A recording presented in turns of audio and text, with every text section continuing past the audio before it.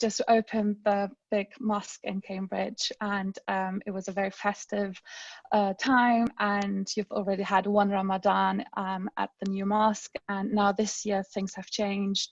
The mosque cannot be do its usual work, and so the crisis has hit you on different levels.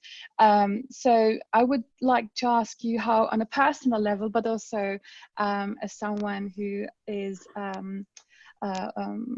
leading in our community, how has the crisis affected your thinking and your work?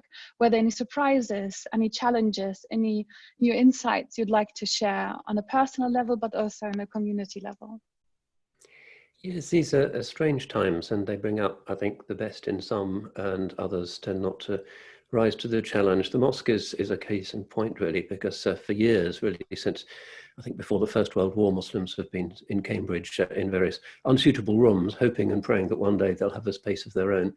And then finally, a year after we open it, we have to close it again, which just shows that Allah is the Muqaddir, and our planning is only guesswork at best. So we've had to move into some other sort of online digital platforms. We've got our own TV station, which is on our website, which is 24 hours a day, and it's actually pulling in more viewers from outside the UK than in at the moment, I think. So it's an interesting exercise in how religion actually turns out to be very flexible and can rise to these challenges and is adapting to the digital age. But of course, it's a time for introspection, retrospection for many in the communities, and I think it's brought to the surface some of the weaknesses that exist in our social infrastructure. Muslims in the West still tend to focus very much on the creation of the kind of first generation priorities, building the mosques, perhaps the occasional children's madrasa. But in terms of a wider infrastructure of support structures for the very large number of people in Muslim communities who are in broken situations, the single parents, the solitary refugees, the people who are unemployed, new converts, our community was always stretched. Now I think it's being stretched to the limit. So it's a time when our people are working very hard, at a time when I think we're starting to realize that Islam in the West, as opposed to Muslims in the West, hasn't really arrived yet.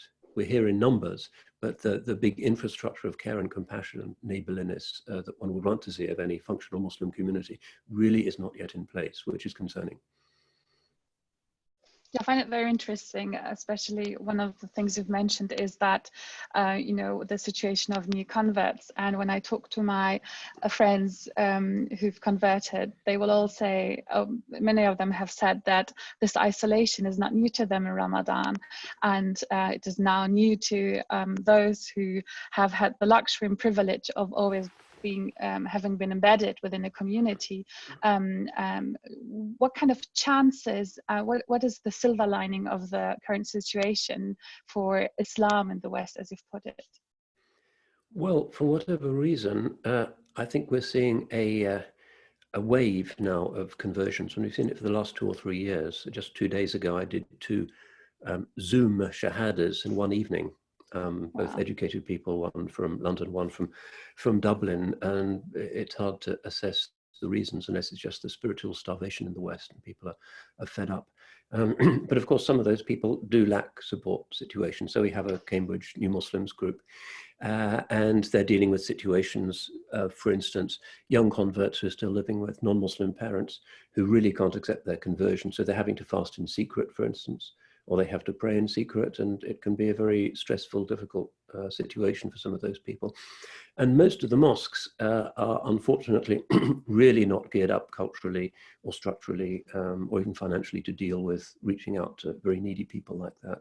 Even though historically the new Muslim was somebody who was celebrated, in the Ottoman Empire. They would put him on a horse and take him off to be celebrated and give him gifts and so forth, and he would be immediately integrated into the guild, the tariqats, the mosque community. That's not the case in the modern West, where communities tend to have a very strong ethnic focus. And a lot of the mosques find it very difficult to deal, even with other born Muslims who are not from their own ethnic group. 95% of mosque committees in the UK are made up of members of a single ethnicity. And it's possible, in Germany, for instance, where you are, to go to mosques and it says over the door, this is a Turkish mosque. This is really a reversion to the Jahiliyyah. And of course, for converts, as well as for Muslims of other ethnicities, is very divisive and suggests that the religion is playing second fiddle to questions of ethnicity and birth. I think one of the things you've highlighted now and that becomes visible in the current crisis is that how Muslim communities, again, as you've explained it, because it's very based on ethnicity, usually aid goes back to the homeland, back to their origins, whereas the infrastructure within the country they live in, the city they live in, the physical environment they inhabit, there's very little sort of shaping the infrastructure of the very immediate environment, being part of the welfare system in terms of not only consuming it, but also contributing to how it's being shaped. I think that's quite interesting how this has now become visible in a very different manner. But I would like to touch upon one of the recent talks you've given, and I found it remarkable because you were talking about the 3 waves of love, and I would like to ask whether you could briefly summarize. I know it's a whole lecture, but if it's possible, if you could briefly summarize those 3 waves. And then my question is, you have been stating in that lecture that we are not sitting on that 3rd wave of love that is happening currently as Muslims in the West. And my question while I was watching your lecture, and I think this will perfectly maybe also link it to your book, is how can we sit on that wave of love?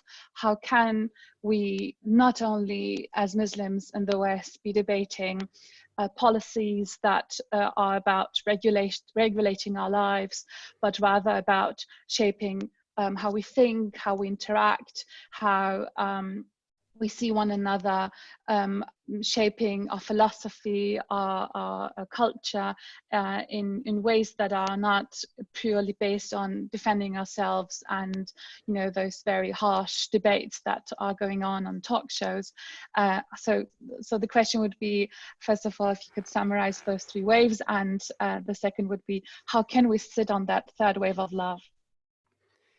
Yes, it's a question of taking a very big step back from the usual rather forensic focus on individual periods and rulers that we get when we study Islamic history, certainly in an academic context, to try and look at the whole sweep of the history of the Ummah, kind of meta-history, if you like. And I was proposing that as well as the usual influences which we Muslims love to boast about of the Islamic world on the medieval West, the invention of the 0, water clocks, Ptolemy and so forth, the translation of Arabic philosophical texts into the West, the influence on Gothic architecture, those are familiar things. But there's also a spiritual flow which has gone unremarked, largely I think because it's a harder thing actually to point to. It's to do with the human heart rather than buildings or books.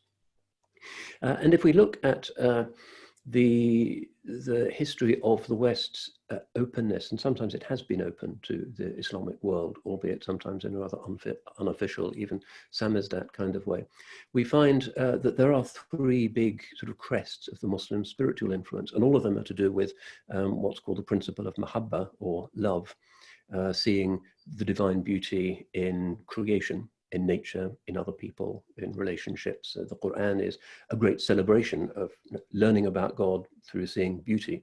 And of course, you can't see beauty without experiencing a love for that beauty. And that's the Quran's basic argument for God and for why we should seek him. So the first wave I'm suggesting is immediately after the rise of Islam, right in the period of the Salaf.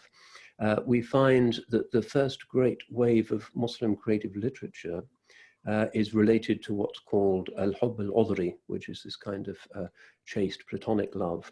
This is when the Layla Majnun legend begins, Jamil Buthaina, and many of the great diwans of early Arabic Islamic poetry, unlike more scattered references in the Jahili period, are really celebrations of the principle of love. And then this comes in influence of Europe through translations in Muslim Spain. It's a complex story, but the troubadour revival is basically the introduction of this idea of chivalric or courtly love into medieval Europe as a result of bards and troubadours crossing the frontiers between Muslim Spain and the Christian world to the north. So that's the first wave. The second wave, I would say, is the Renaissance and post-Renaissance wave of translations of Islamic literature, and particularly Persian poetry. So this is the age where people like Le Bon and Herder and Goethe and Schiller are reading translations of Hafiz and Rumi, and you have the Mohammed's Gesang and the Westdeutsche Divan and Goethe's great preoccupation with Islam. Islam presented as an interesting libertarian, mystical, devout, and love-centered alternative to the rather fierce and tight-lipped Christianity which prevailed at the time. The idea of the Morgenland as a place of kind of illumination and also a kind of love-based freewheeling mysticism, which transformed English literature. And Jeff Einboden and others have written about that enormous impact, and American literature as well was transformed by people like Poe and Thoreau, for instance.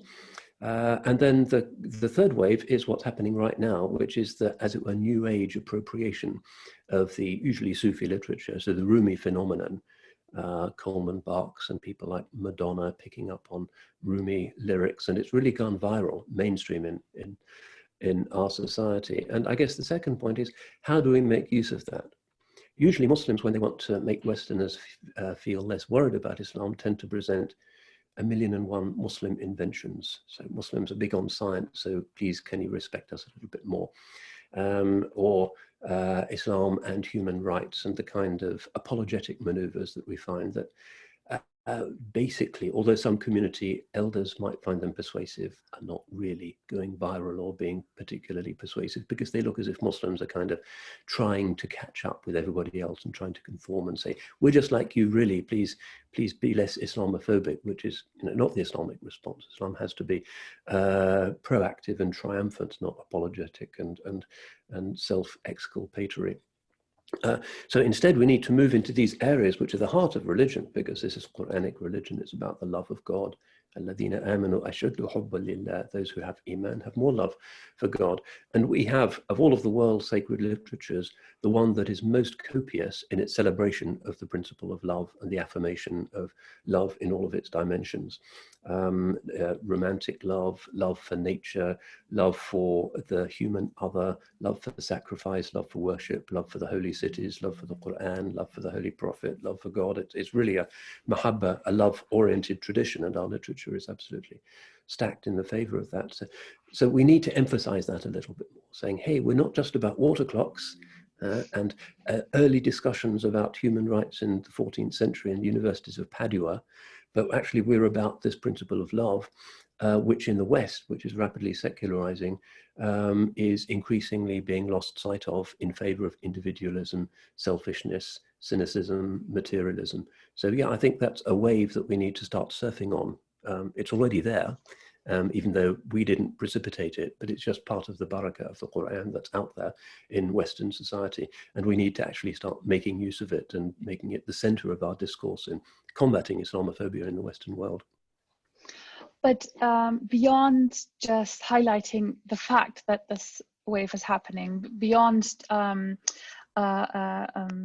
showing that contribution, beyond making it visible, how can we live it in a performative way? What would it what kind of implication would that have in what kind of discourses would one engage if one would sit on that wave? If what kind of implications would that have? Do you have any insights on that? I think that in many ways we have come to the West for the wrong reasons and in the wrong way. We didn't come to spread Tawheed, but to make more money. And the first hadith of Islam, right at the beginning of Sahih al-Bukhari, is about the intention of hijrah. But it seems that we hadn't even started to read Sahih al-Bukhari before we decided that we wanted to move to France, the United States, Norway, wherever. So we've already come with the bad niyyah. It's for the second generation, I think, to try and repristinate the niyyah and try and make our presence here something that is a little bit different. Unfortunately, the first generation brought an infrastructure that is the, as it were, zahir or exoteric infrastructure. Quite rightly, they wanted to build the mosques. They wanted to build the seminaries, the Darul Ulooms, the madrasas, the Quran schools. But in terms of the spiritual infrastructure of Islam, the zawiyas in Turkey, the tekkes, the dergahs, which were enormously central to the formation of the iman of the Muslims, and were at the place where you'd learn about mahabba, learn about love in the Islamic world. Generally, you wouldn't learn about it in the madrasa or the mosque, which replaces for the severe, correct practice of the formal necessary obligations of the religion. But these sort of Sufi lodges, in most cases, but also the places where the guilds used to meet, were really the factories of Iman in the Ummah, where people's akhlaq were tested and were refined. That hasn't been brought to the West in any significant way.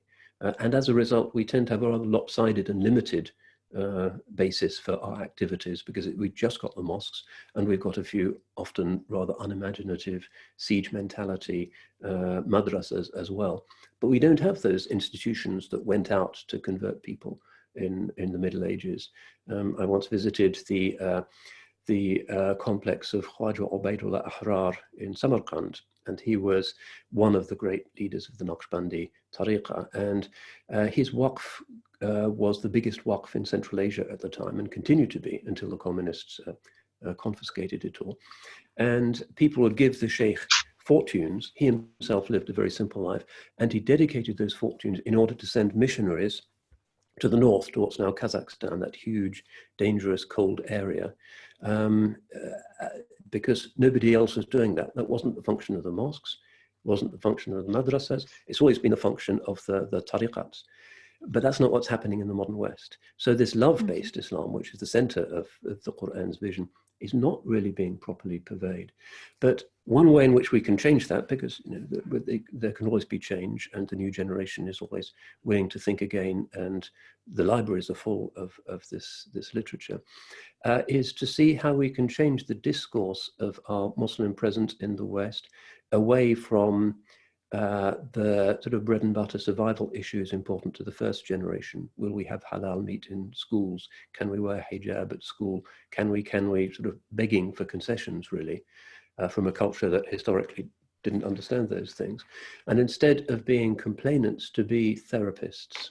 In other words, let's come to these places from a position of moral and spiritual strength, recognizing that we can actually help, not just the economy, but the spiritual life and the social life, which is fragmenting very rapidly. So in my new book, I have a whole chapter on this, which is called Minority Muslims from Complainants to Therapists. So I'm suggesting that if there was to be a future for Muslim minorities in the West, which is not quite guaranteed given the history of Western civilization and Europe in particular, it has to be based on us making ourselves useful and invaluable. Ultimately, we are dispensable economically, but the real weakness of the Western world is the spiritual, the faith-based, the ethical, the life of the family, the decomposition of neighborhoods.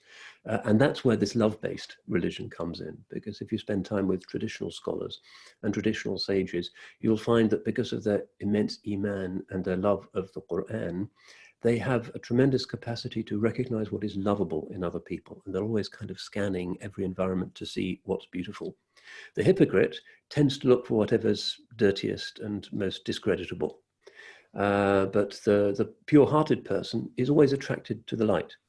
So we need to get that aspect back into our soul so that we can see what is good in our neighbors, what is good in ambient societies, what is good in their culture, rather than focusing all the time on things that we want to criticize, because it's not, to the extent that we're still guests, not really accepted in many Western societies. It's really unwise as well as discourteous for us always to be complaining about the things that we see, rather than being polite and appreciatory of the good things that we see. So I think we need to make that transition. And love, of course, this third wave of love is going to be absolutely central to that.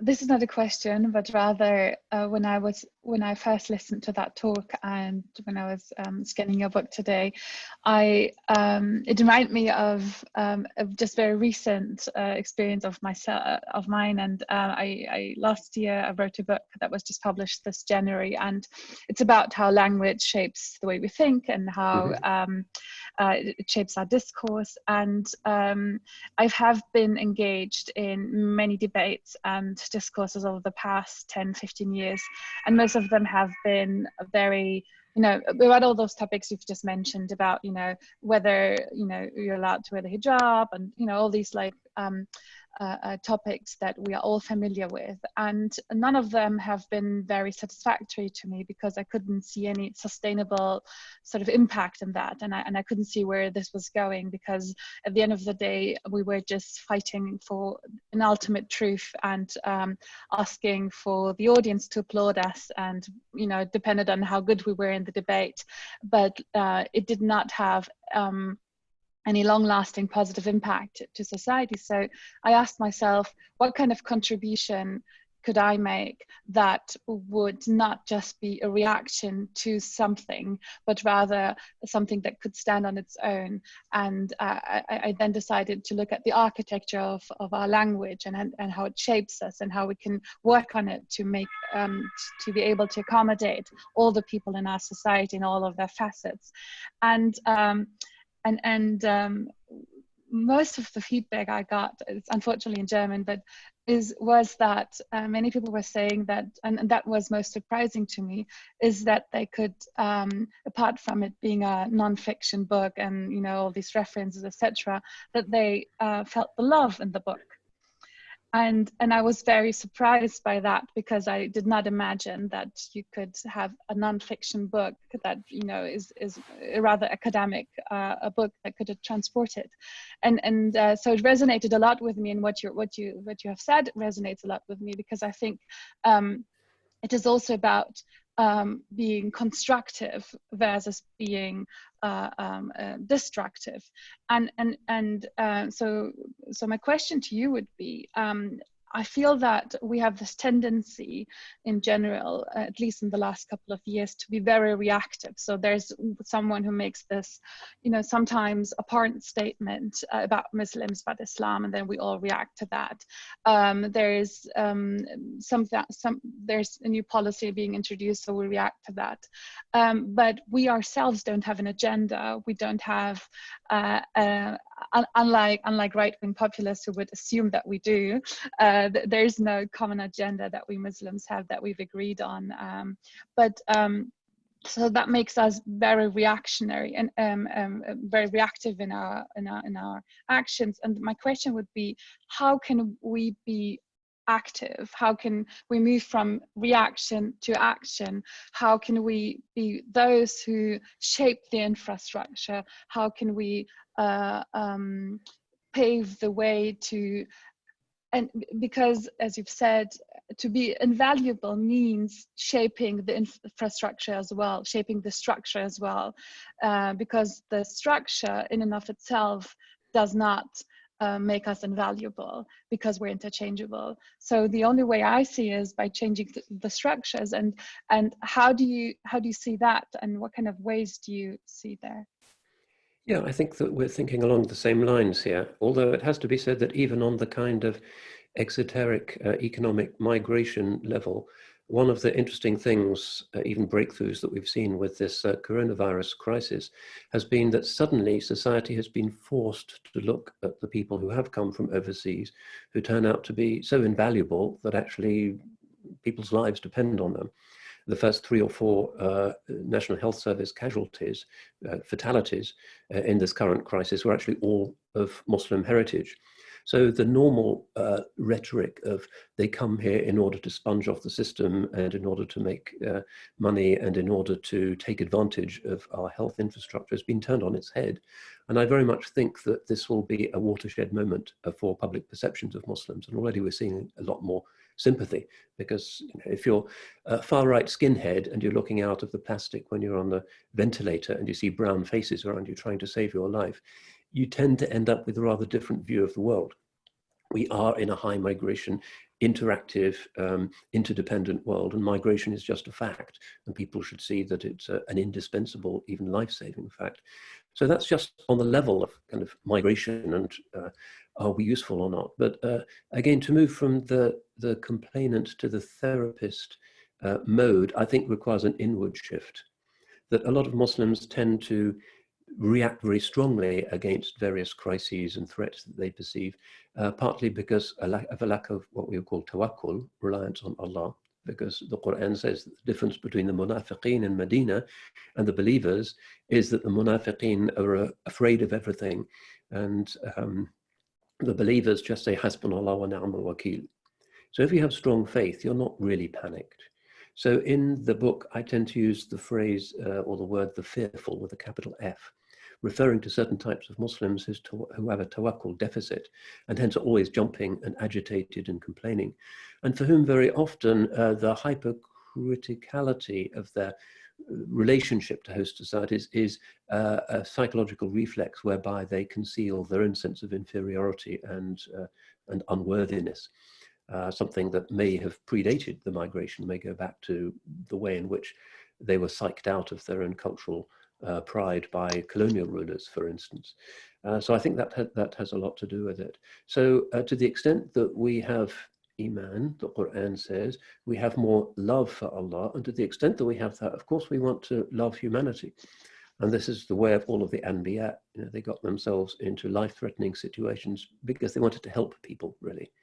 And the religion is there for yusr, to make life easier. And the Holy Prophet is there as a rahmah for all nations.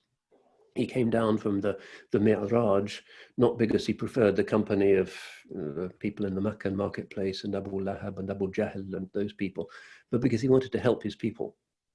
So the correct seerah-based understanding of our situation as embattled minorities has to be based on an urge to help people rather than just to grumble and be reactive. And it may well turn out in the longer term, as Europe moves in an increasingly xenophobic direction, to be a matter not just of courtesy, but of collective survival. What I find interesting is that it is basically moving away from having our very existence at disposition and discussing our very existence to look at society from a different angle, as in we are those who are able to help. We are not those in need of help who need to have someone agree with our existence and sort of assure us that we can exist and it will exist in the future, but that we are those who can help. And I find this a very empowering sort of angle to that. One of the interesting things of the current crisis has also been that a lot of people, never in my lifetime have I seen so many people be aware of the fact that our structures, our society, and all of the norms that we have and take for granted and feel like they are unchangeable and set into stone, that they are not set into stone, that it is possible to consume less, that it is possible to fly less, travel less, that it is possible to live a very different normal. And since we are not expecting to get back to the old normal, what kind of new normal? So there's a lot of debates now emerging on the future. What kind of doors are opening now to discuss new norms and maybe also paving the way for a new norm, a new society? What could be our contribution to that debate? What kind of new norms are possible, and what kind of future could we strive towards as Muslims in the West? Yeah, I think that a lot of people are rethinking key aspects of our individualistic consumer modernity. One thing that nobody can deny is that despite this individualism and the rebellion against parents and the swinging 60s and the rising divorce rates, and that what people really need is actually family. That what you really want is to have family around you when you're sick. that what you really don't want is to be old and alone. And I think that the prevailing kind of neoliberal discourse has never really recognized this ancient fitri primordial aspect of what we are as a species, that we exist as families and also as extended families. So I think that people are going to sober up and establish connection with family members and do what was normal even in my childhood, which was, as we said, to keep up with relations, you know, to know not just your nuclear family, but also your cousins and your second cousins, and because that was an important constituent of defining who you were. I think also neighborhood is significant. And one of the interesting things that we're seeing with our new mosque in Cambridge is that it is not just a kind of bastion for the Muslim community, but is a resource for the wider community as well. So local people who are mainly non-Muslims kind of have a sense of ownership of it. They know they can, even before the crisis, they could go and have a cup of coffee and feel that it was part of the neighborhood, and they would be welcomed. But now with our sort of food deliveries and the food bank that we have, people are seeing it as something that is genuinely of the community, but also for the community, at a time when so many other local networks really have broken down. When my grandparents were children, one would hardly ever move outside sort of 2 or 3 streets, and in the evening everybody would get together, families, neighbors, play the piano, play cards or whatever, and that was an extremely rich and also inexpensive existence. Nowadays we have to do things with technology, we have to go to the far side of the world for our honeymoons, we have to have new the capitalist system has psyched us out of what is really important and really brings fulfillment to human beings in order to get us to buy stuff that we're told that we need, that probably doesn't provide us with 1/10 of the satisfaction that a good relationship needs, or a friendly chat with a neighbor. So I think now that so many of the treats of capitalism have been taken away from us, you know, even the chocolate shops are closed in Cambridge, which shows how serious things are. You can't just go out and browse and indulge. That people are now falling back on what's more normal survival strategies. And I think that that's profoundly healthy. And one aspect of this is, of course, that people want to know what it all means. One of the functions of the fast-moving, technologically enabled texting society is that people are too distracted to think about the big questions. But now we're seeing a surge in church membership and more people interested in the mosques. And as I say, there's people who are so interested in Islam that they convert even online. So despite the social distancing, we are in a sense embracing people more. And I see this as being almost wholly positive. Of course, there are people who are sick and people who are lonely. But I think that humanity, because dunya has been snatched away from it, everybody in a sense is fasting. Even you see, I think in Germany now, it's going to be compulsory for women to wear niqab if they go out. They're considering that law. So a lot of the old prejudices are kind of turned around. And I think that this is going to lead to the softening of a lot of hearts, which is what any human calamity tends to lead to. And we must hope that the religions, not just Islam, but the religions generally are kind of leading the charge back towards a more holistic and humane way of being human, rather than this crazy capitalist product addiction that everybody's been suckered into, which apart from anything else is destroying the biosphere, let alone what it does to our families and our communities. While you were talking, I thought about maybe I don't know if you agree with that or what you think about that, but in one way, the world is fasting now. In one way, humanity is fasting.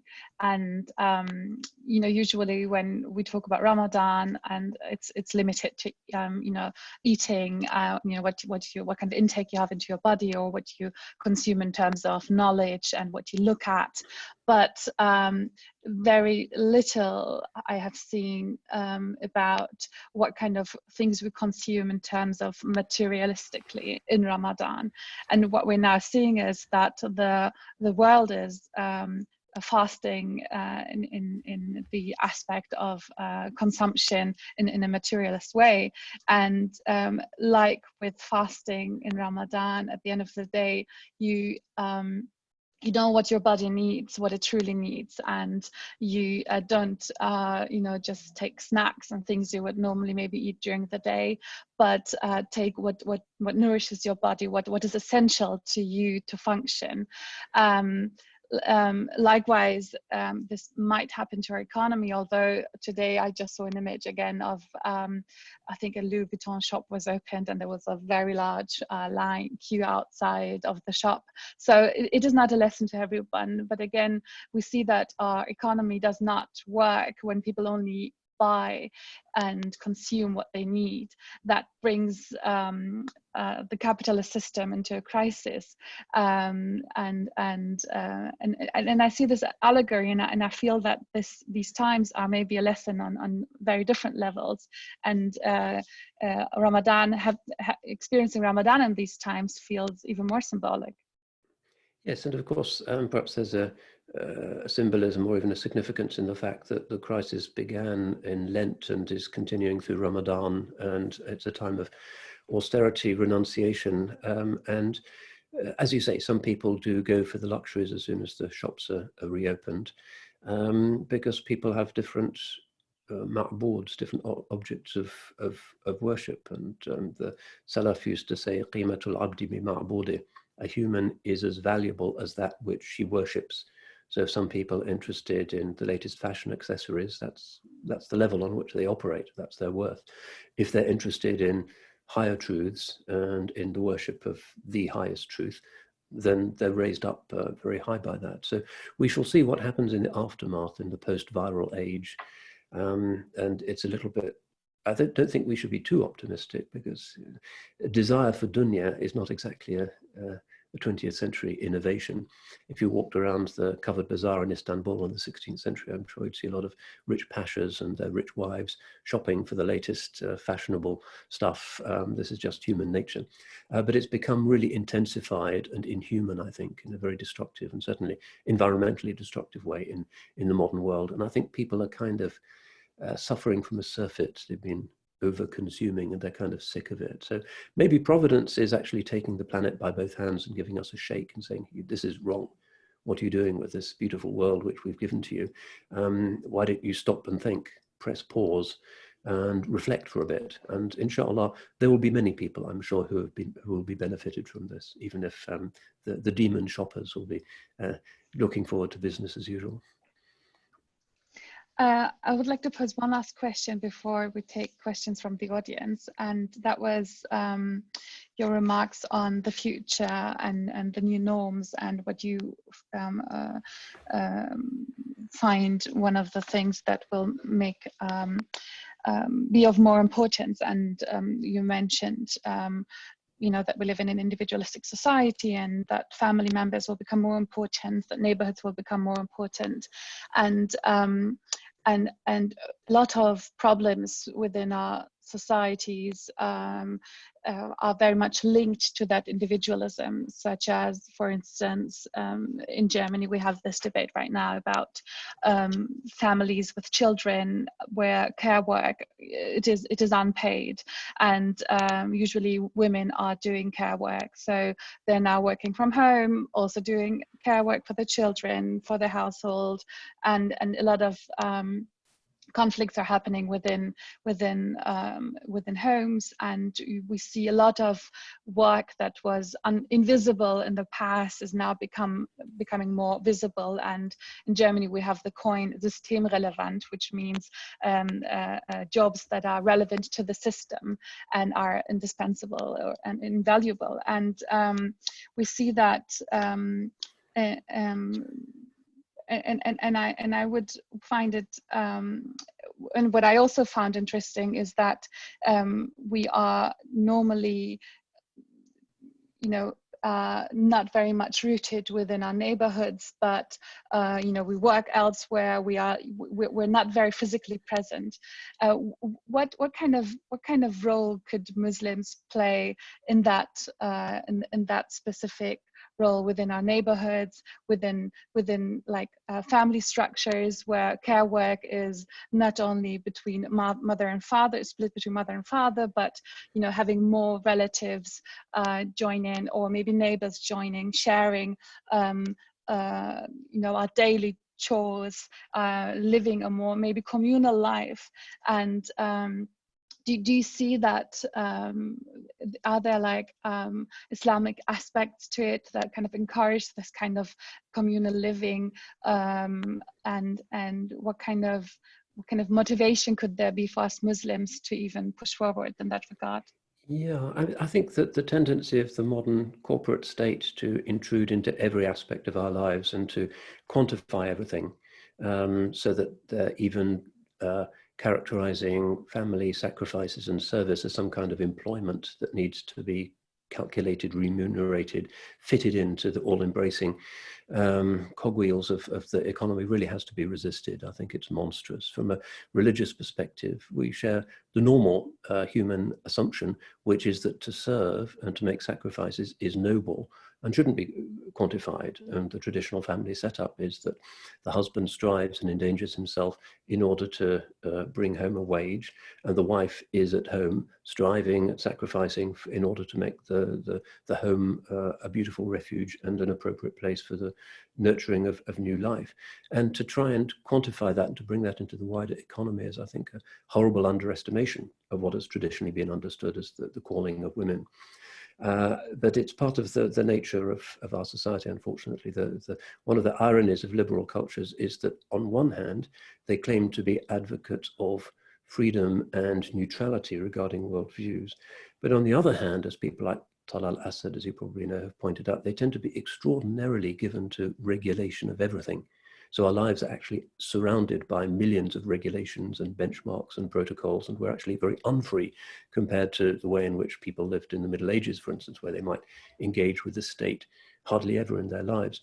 So I think that this insistence of the state of kind of bursting into people's homes and quantifying who should be doing what and trying to give it monetary value is a barbarism that really has to be resisted. But we also need to bear in mind that our family structures, even those of many Muslims, are not what they historically were, because we're now living in the Western nuclear family. And very often people who've come from far away may have left their wider families behind. The traditional Muslim family, I once stayed in a traditional medieval house in Fas in Morocco, and this was a family house that was built for about 200 people. That was the norm in the Middle Ages. You lived with your comitas, with your family, and your aunt was there, and your great-grandmother was there, and babies, and it was actually a lot easier in terms of domesticity because there was always somebody who could help. The grandparents fully integrated in society, whereas in the West we tend to kind of leave them lonely or push them off to care homes. George Monbiot says that ours is the age of loneliness. There's a real epidemic. We even have a minister of loneliness in the British government now. And that's due to this individualism and the fact that we've moved in the direction of the nuclear family, which has then kind of, as it were, exploded, as nuclear things tend to do, because it's not the normal form of human life. It's normal for us to have 3 generations in each home. It's normal for the elders to be honored, to be part of the rearing of children. It's normal for elders to have a say in the marriage of the young people. This is normal, and we need to recognize that many of our Muslim values and our concept of justice, particularly gender justice, only really works in the context for which it was originally envisaged, which is the extended family, not the nuclear family. And sometimes women bear an unfair burden as a result of the fact that there isn't the friendly auntie who can look after the baby or the granny who wants to help with the cooking, but the wife is doing everything. And then when the government sees that, it immediately tuts and thinks this has to be regulated and people who do it should be punished and it needs to be quantified, and it becomes a kind of coercive situation which doesn't really help anybody. So we're living far from tradition, and we're living in a coercive liberal environment. And I think we need to push back against it, but push back in a way that's Islamic rather than just reactive.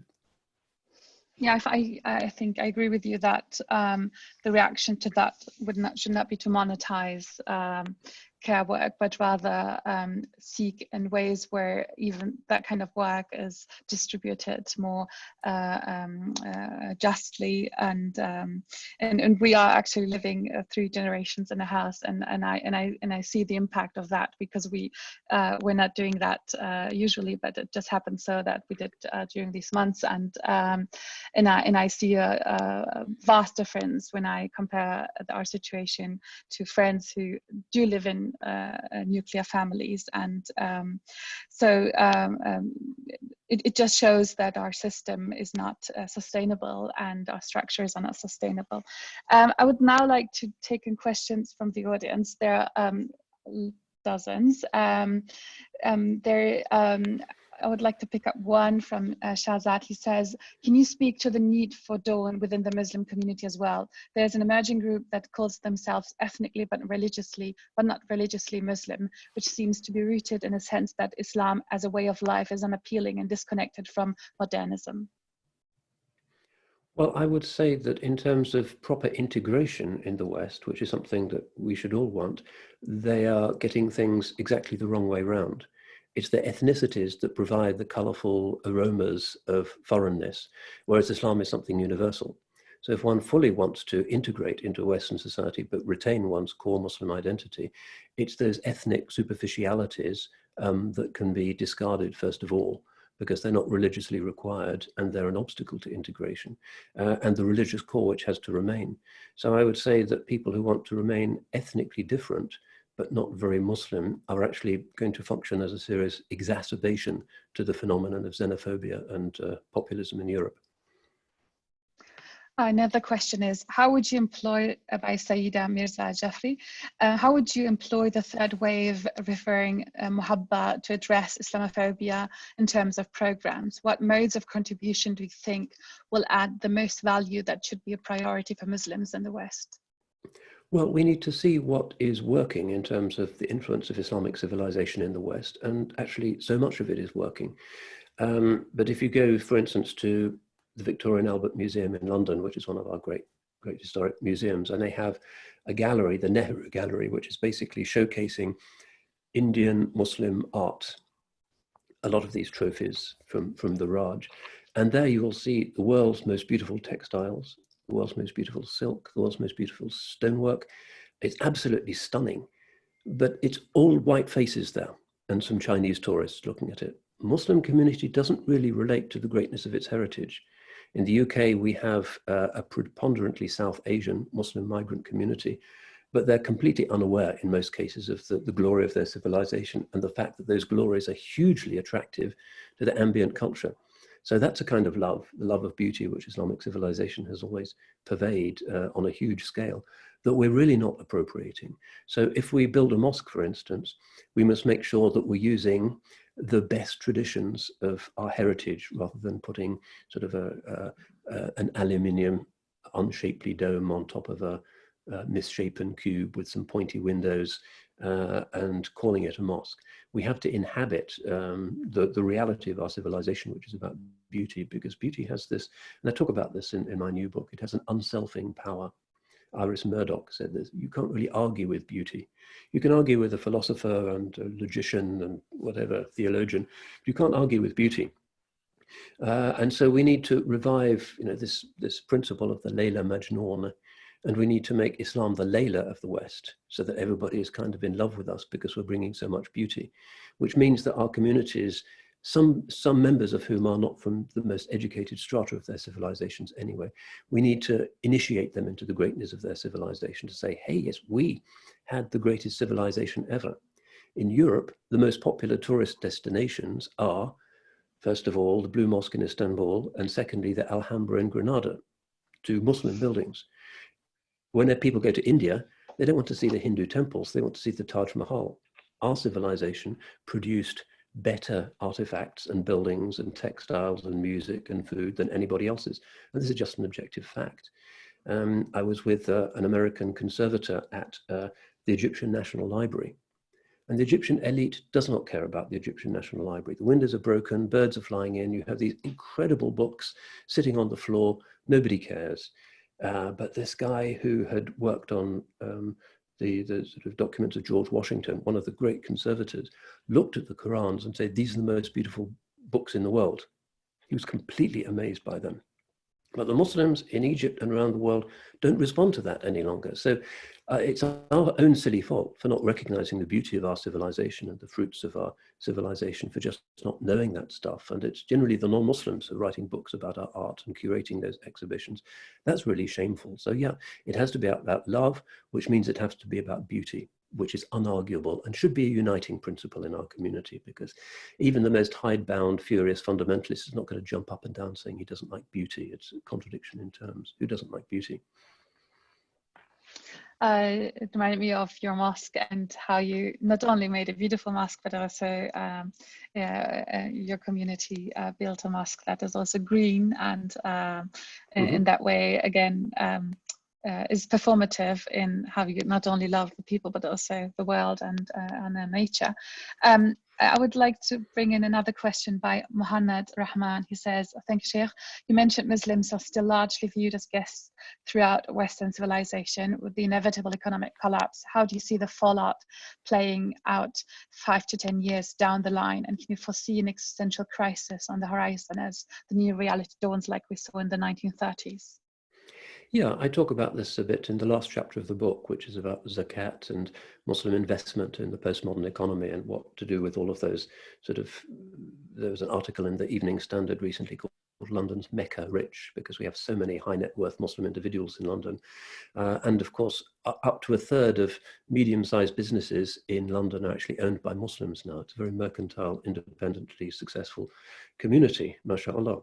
What will be the consequences? Well, I talk a bit about the post-viral world because the book is recent enough to talk about the corona crisis. It's likely that there will be more nationalism. It's likely that there will be more scapegoating of people who are visibly different. It's likely that there will be a rhetoric about employing locals and not allowing people to come in casually or formally from overseas, because most of the airlines will be bust and people won't be traveling very much. There will be a lot more automation, I think, in the workplace, which again will throw a lot of Muslims out of work. In Leicester, for instance, one of the big Muslim concentrations in the UK, up to 50% of Muslim males are employed in the taxi driving industry. Now, when Google cars come along, they will all be out of work. That's just one example. So we're seeing a lot of Muslims who are in unskilled roles and in some semi-skilled roles who are going to be on the dole queue. And that is going to be, again, something that will exacerbate tensions in the Muslim community, economic polarities, and will also sort of lend more weight to the claims of the xenophobes and those who are calling for the repatriation of Europe's Muslims. Mirina Pananen has asked, how can the urge to develop tight-knit communities avoid the creation of ghettos for which Muslims are so often chastised? Well, everybody inhabits a ghetto. You know, if you're into model railways, for instance, that's your ghetto. Hello? And I think we need to recognize that everybody has the right to their own close community. And if that's a religious community, then that's going to be a richer, more diverse, more profound, more ethically sustaining community than, say, joining Everton Football Club's network of supporters. Everybody has a network, and sometimes they can be very, very close-knit. And I think that with the digital age, people are inhabiting silos much more than they used to. Because even if you look at YouTube, what YouTube is giving you is just based on an algorithm calculated for people who are assumed to share your taste. It's an increasingly segmented world. So I think Muslims need to inhabit their own environment, but also treat that environment as a springboard, rather like Khwaja Ubaidullah Ahrar, who had his tight-knit community around him in Samarkand, but used that in order to train people to go out from a position of strength with their dhikr and their Quran and their wisdom and their compassion and their healing to people who hadn't said the word of Islam. So yeah, one needs a springboard before one can jump. And I think that a tightly knit, ethically correct, decent Muslim community is essential if Islam is to grow. Ali Aslan Gümüşay, who happens to be my husband, asks why this division of labor between Muslim institutions, for example, a mosque Zawiya. Would this mean the next step is a Cambridge Central Zawiya? Well, if somebody wants to make a donation and provide us with the saint and the dervishes and all of the other things that you need, yes. But the reality is that that consciousness is from a time that's out of mind for the Muslim world. When Ataturk closed them, there were over 400 tekkes or zaviyas in Istanbul. Now it's still technically illegal for them to operate. They have to call themselves some kind of music society or dernek for something or other, despite the efforts of the current government. So I think it's unlikely, but necessarily a mosque is not always the most welcoming place for people who are not yet perfect, as it were, or people who are just interested. In a traditional tekke in Istanbul, a non-Muslim Greek could wander in and sit down and drink tea and listen to the dervishes and watch them doing their things. And there would be a kind of irenic sense of tolerating people who weren't just there to be Muslim in a particular kind of way. So there were vital stepping stones, I think, places of enculturation, which is not really so possible in the mosque. It's difficult to join in the prayer in a mosque if you're not a Muslim and to really get into things, and people may not treat you as fully part of the community. So if we're interested in moving from survival and money-making mode into da'wah mode, which hasn't begun to happen yet, really, most Muslim mosques never think about it, really we have to think about broadening the infrastructure so that we have these hybridized spaces where liturgies, songs can be sung in local languages, for instance, which is not possible in mosque by and large, where people really can have a sense that they're entering into Islam in a way that they can understand.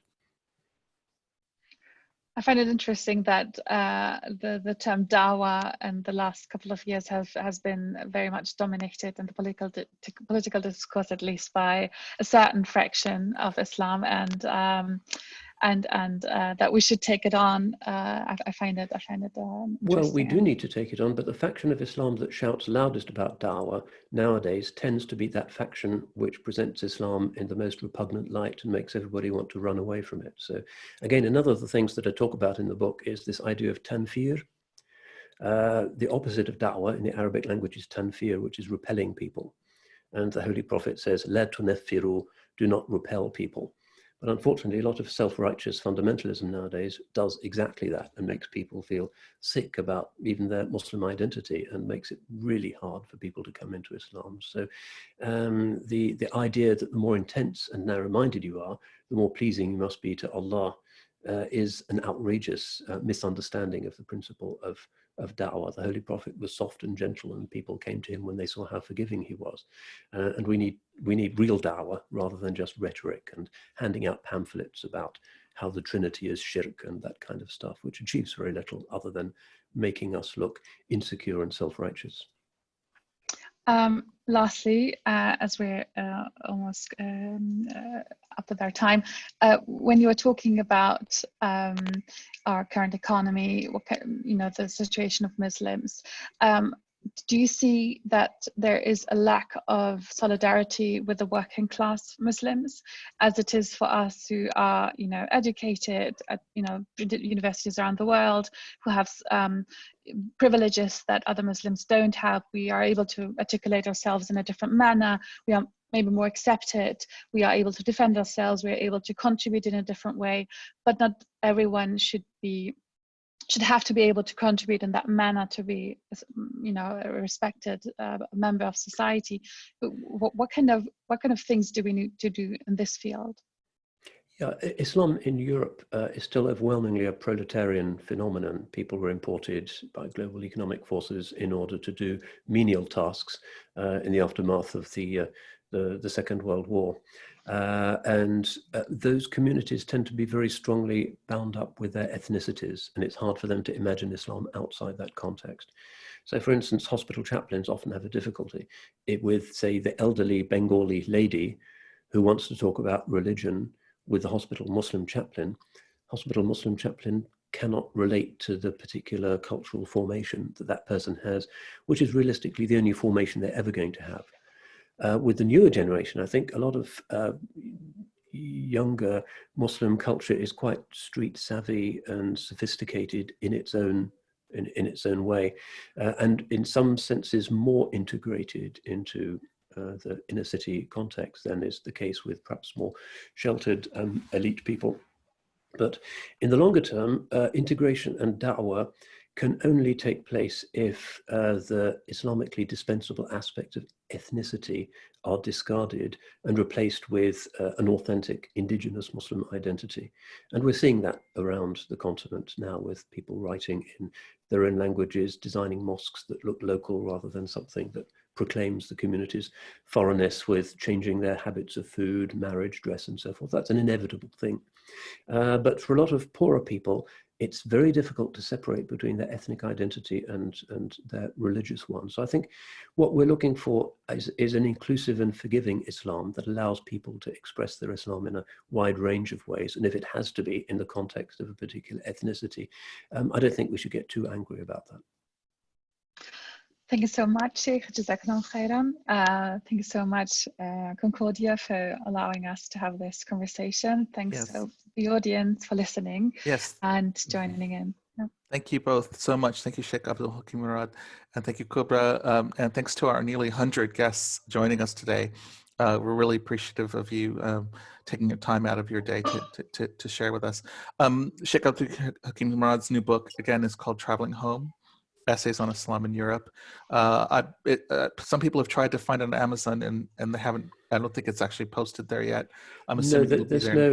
If I can explain, there's no hard copies yet because the distributors have been shut down by the virus. Right. But you can get ebooks. That's right. On various online stores. I've posted the link to the ebook from the Google Play Store, but there's others, I think. So again, thank you both very much.